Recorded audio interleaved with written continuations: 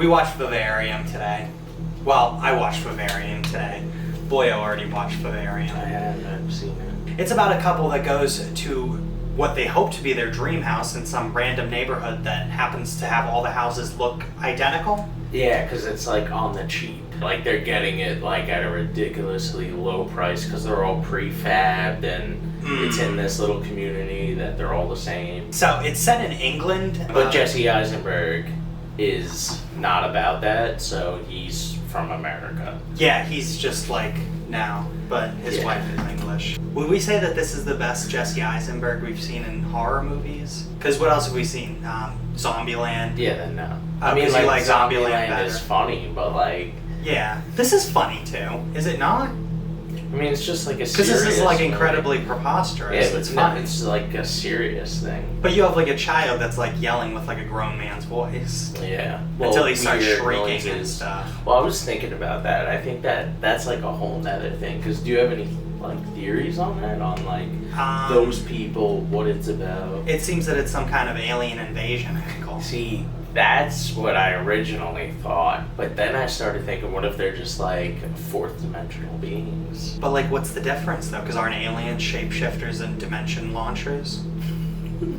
That's what you believe, I guess. We don't know. I'm pretty sure that's true. That's why they fly in UFOs, because they're unidentified. Only unidentified to us, though. Yes. Right? They know what they are. They know. They and know. the government knows.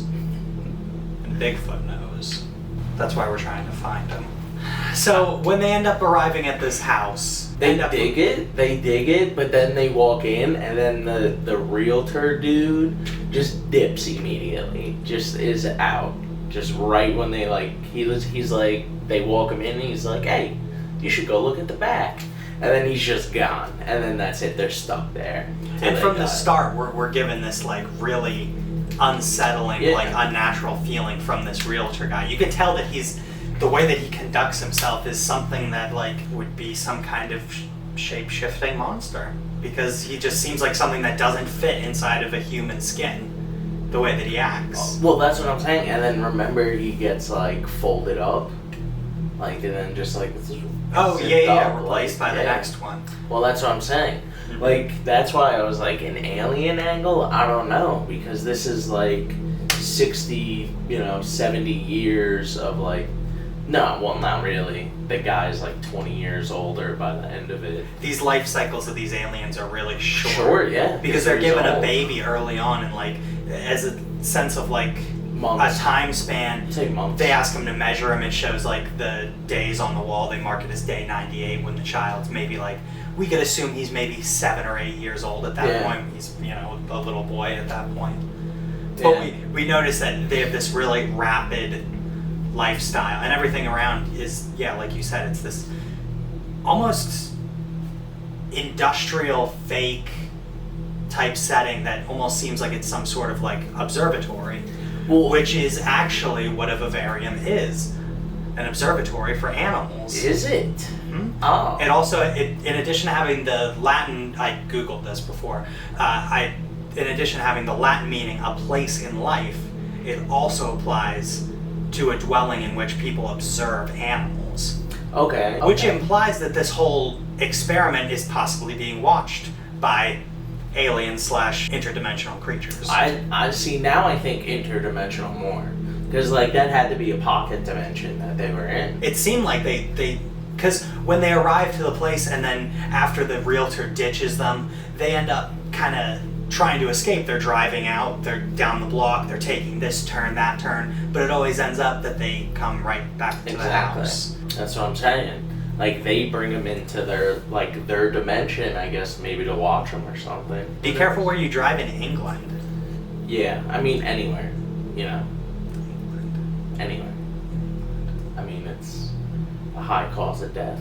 Driving, you should always be safe. Yeah, definitely, and buckle up. That's really don't trust strangers. Yeah, no, definitely. And don't get in the car with anybody who's drinking. Yeah. But that guy was, the guy who played, like, the original realtor, that guy's a good actor. Mm. He was in the Sherlock Holmes from the BBC channel in England which was with Benedict Cumberbatch. Oh, okay, that one, okay. Because in Vivarium, there's only, 4 characters total? The realtor, the new but realtor, that's and what the I'm parents. saying, yeah. The yeah, parents. that was like, yeah. It's great because they arrive at this, and it's set up that it's like a nice like character twist because the wife character is this like caregiver. She's like working at some kind of daycare in the beginning. Oh yeah. And by the end of it, the way that she's acting with this child, well, it's just. I mean, the child was ridiculous. Oh no, but it's a great like her progression of trying to treat this like alien fourth dimensional creature with like a sense of humanity because they're just given this baby and they don't know what to do with it, and it's this baby that's growing and growing, and then well, before they're you know presented it, with the option of you could either keep this baby alive and be set free or killing yourself, which. But did they even get that? I don't know about any of you, but any hostage situation, anything like that, I'm already gonna assume I'm out. Like you know what I mean? When they're like, oh, like don't worry, trust us, we'll let you go. Don't assume that. I'm already so like I'm not taking care of that kid. That kid would not be taken care of. Like whatever happens is gonna happen. I mean, the mom ended up taking care of him for a good while, even though the kid, and Jesse ends up. Yeah, he just kept digging. He like flicked a cigarette, ground evaporated. This is when after some months, I would guess. You know, it's like his last little cigarette, like his little butt, and then he just like flicked it. Ground disappeared, which. It seemed like they did like a little stop motion effect for that too. Did it not look that way? Yeah, it went like and the ground. Which was cool. It was just like a nice added thing. What little backstory we are given about these aliens is when she opens up the book and there's a child sitting there between two parents that have a little hourglass symbol on their faces. And it kind of implies that the child is feeding off of their life force and what is kind of creating this cycle. I mean, I didn't notice that, personally. I just felt like, I mean, it makes sense because, like, they do die fairly quickly. But I feel like if anyone was in that situation, you'd be hoping you would die quickly. Like, because didn't they, like Jesse Eisenberg stopped eating? He did, I think, and that was kind of what ended up.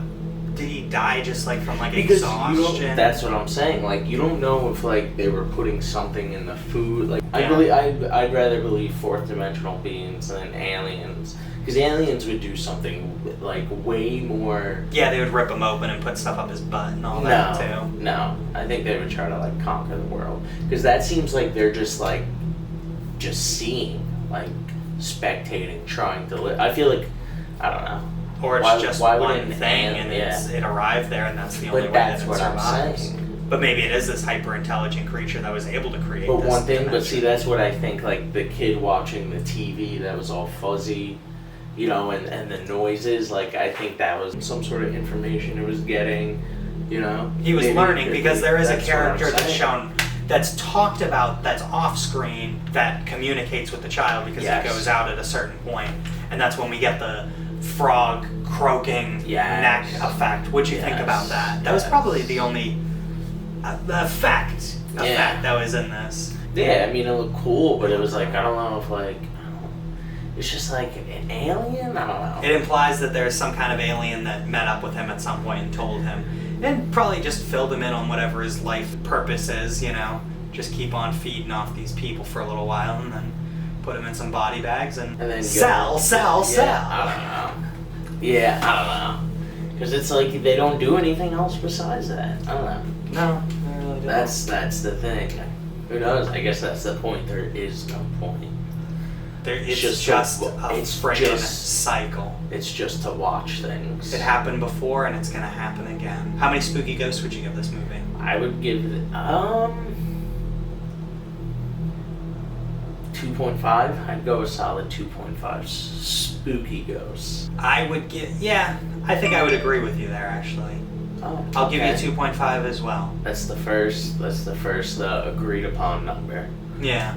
Well, I just feel like we got a cop out with the kill at the end. There should have been. Yeah, there was just. I would have liked to have seen him kill the parents, or at least take on some sort of alien form or something. Would have been badass. But it's not even that I'm complaining that like that made the movie like it just for what it was. I very much enjoyed it. But if it had those other things, Okay, on Venom. a cop out scale, how many shots out of 5 shots? On a scale of 5, yeah, but how big was the cop out? Oh, how big was it? How effective was it in me? Yeah, I mean, like you just determining say how I feel about shots, socks, anything. I don't know. Yeah, I guess I would just say 3 because that was kind of a big cop out. Yeah. But it wasn't like, it was still like a good movie, but yeah, it just could have made it a whole lot better if there was just something a little bit more gruesome about it. But, I don't know. I'd watch Vivarium too.